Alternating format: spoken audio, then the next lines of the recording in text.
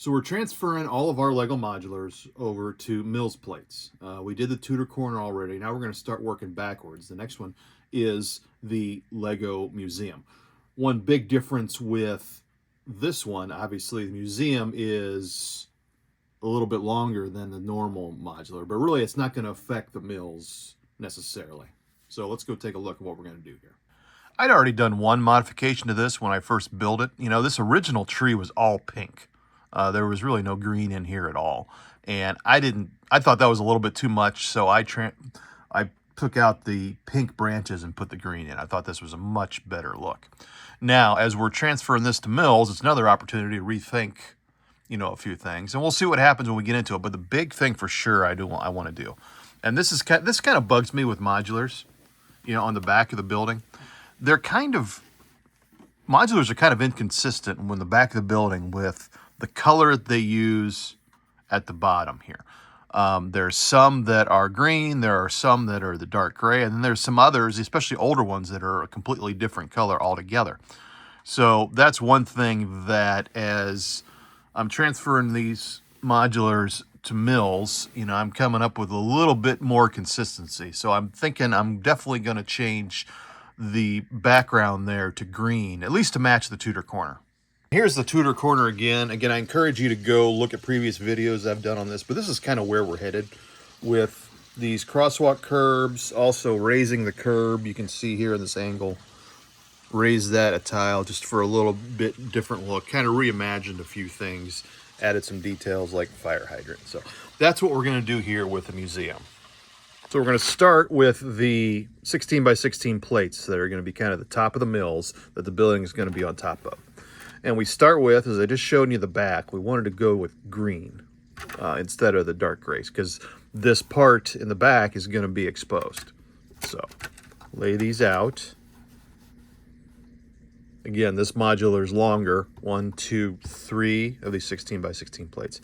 And then for the front of the building, it's all covered up. So you're not going to be able to see what color to use. So we just use a random color. And I've got a few, I picked up some of these sand green 16 by 16s really cheap from a guy on Bricklick who was trying to get rid of them. So just going to burn a few of these here. Again, this doesn't look the prettiest like this, but other than the back alley, that part, that little bit of green, this is all going to get covered up and never going to be seen. One thing I've noticed too, it's easiest to build MILS when you're using these plates to build it upside down.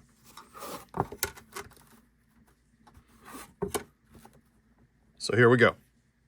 Now remember, the color here does not matter. Again, this is all going to get buried underneath the foundation of the building. So we just have a bunch of random reds and blacks here. Now we're ready to flip this over and start our MILS transfer process. One thing I want to point out here, obviously this is pretty ugly with all these different colors and all that. Again, this is going to be a foundation. It's going to be hidden unless if you have this on the edge of your city, then this will be exposed. So this is why I like using these Technic bricks under here, because if for some reason there's no other building here and you want to cover this up, we can easily add a couple Technic pins into those holes and get a plate.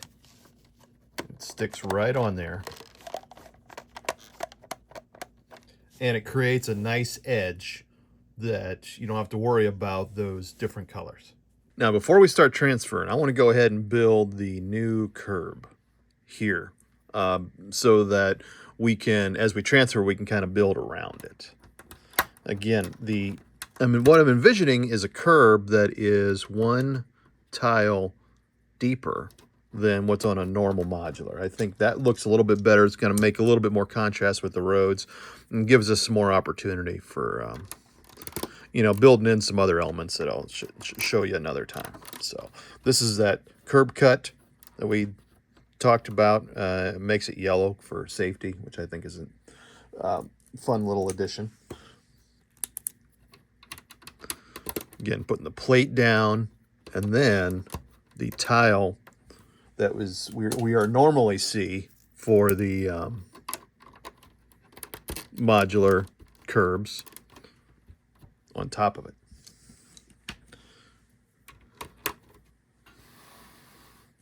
Now, right in the middle, I'm adding this black plate, and that is going to be a great drain on the road. We'll show you that more in a little bit. I did the same thing on the Tudor corner if you saw that video. So again, just kind of following the pattern down the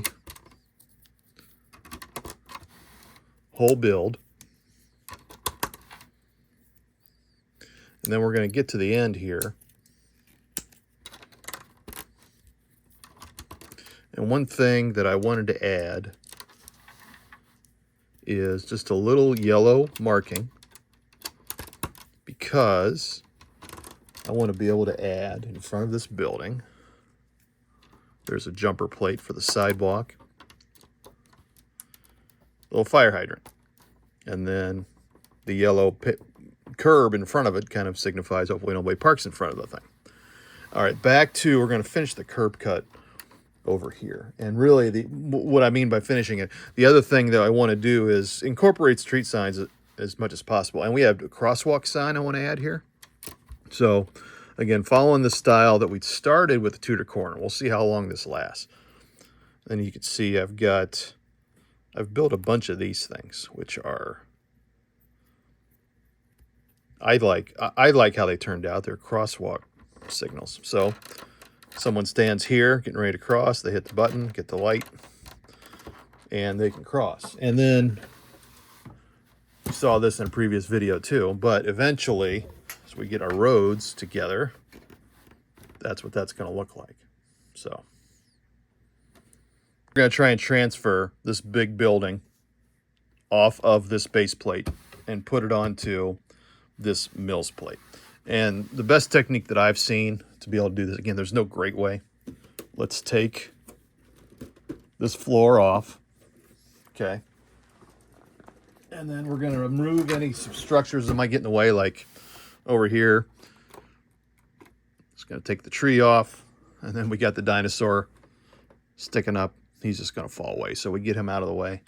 So then you get it to this point, and this sign's going to cause a problem because it's sticking up above. What we're going to do is flip this over, okay? So what we do is we take, stairs are going to be a problem too because they're just sticking up. But we flip this over, okay?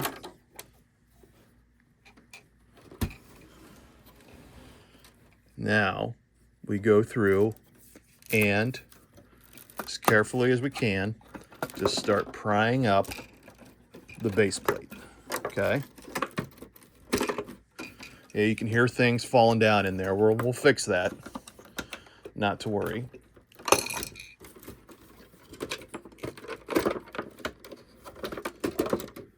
Okay, there is one base plate off, and then this one is off as well. So now we've separated it.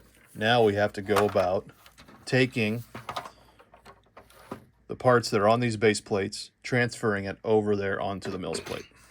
This is where it gets tedious because you have to pry up each of these tiles and other pieces and transfer it over into the same place onto the MILS plate.